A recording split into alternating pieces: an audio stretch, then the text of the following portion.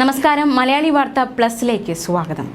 ചെങ്കടലിൽ യമനിലെ ഹൂതികളുടെ ആക്രമണം ഇപ്പോഴും തുടരുകയാണ്. ബുധനാഴ്ച ചരക്ക് കപ്പലിന് നേരെ നടത്തിയ മിസൈൽ ആക്രമണത്തിൽ 3 കപ്പൽ ജീവനക്കാരാണ് കൊല്ലപ്പെട്ടത്. 2 ഫിലിപ്പീൻസുകാരും 1 വിയറ്റ്നാം പൗരനും കൊല്ലപ്പെട്ടു.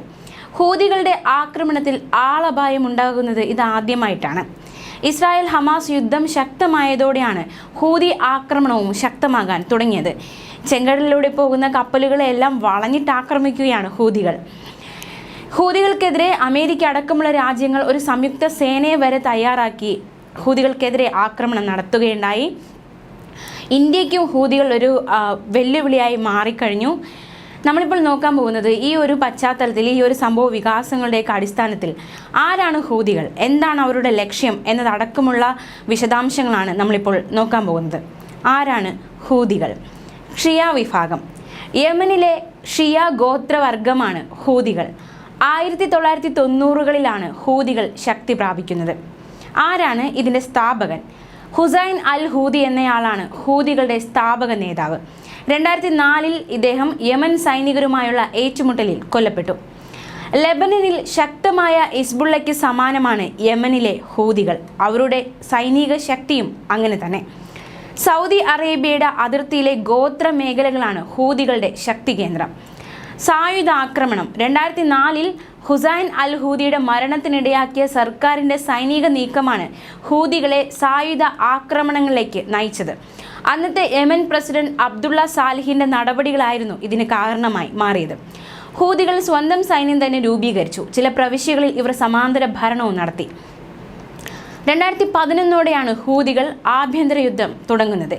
സാദ, അബ്രീൽ തുടങ്ങിയ പ്രവിശ്യകൾ ഇവർ പിടിച്ചടക്കി. ഒരേ സമയം രാഷ്ട്രീയവും സൈനികവുമായി ശക്തമാവുകയായിരുന്നു ഹൂതികൾ. 2013 യമന്റെ ദേശീയ സംവാദ സമ്മേളനത്തിൽ ഇവർക്ക് വലിയ പ്രാതിനിധ്യം സർക്കാരിന് നൽകേണ്ടി വന്നു. ഇതാണ് ഹൂതികളുടെ ഒരു ആകത്തുക. ഈ 2013 ആ ഒരു സംഭവത്തിന് ശേഷം യമനിലെ പ്രധാന കേന്ദ്രങ്ങൾ മുഴുവൻ ഹൂതികൾ പിടിച്ചടക്കി. സർക്കാരും സൈന്യവും പ്രതിരോധത്തിലായി. ഇപ്പോൾ അമേരിക്കയെ പോലും മുൾമുനയിൽ നിർത്തുന്ന ഒരു വിഭാഗമായി ഹൂതികൾ മാറിയിരിക്കുകയാണ്. എന്തായാലും ഹൂതികളെക്കുറിച്ചുള്ള ഒരു ആകത്തുക, ഒരു വിവരം ഇതാണ്, സംക്ഷിപ്ത രൂപം ഇതാണ്.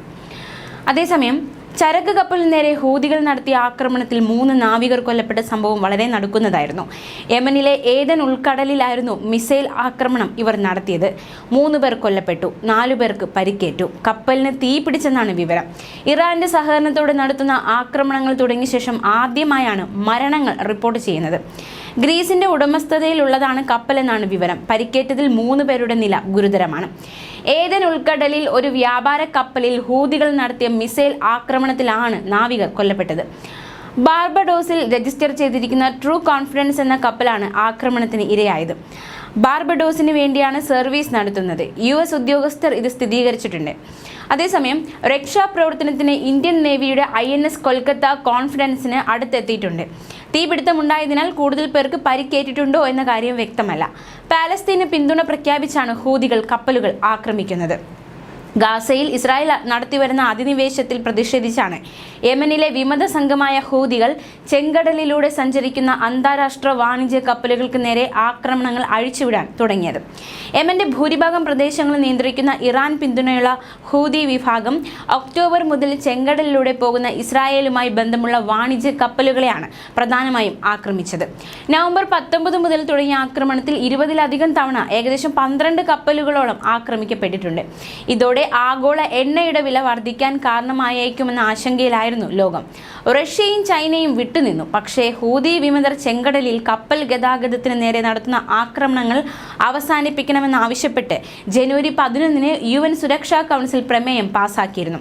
എന്നാൽ പുതുവർഷത്തിൽ ആക്രമണം ചെറുത്ത അമേരിക്കൻ സൈനിക ഹെലികോപ്റ്ററുകൾ 3 ഹൂതി ബോട്ടുകൾ മുക്കിയതായി വിവരങ്ങൾ പുറത്തു വന്നിരുന്നു.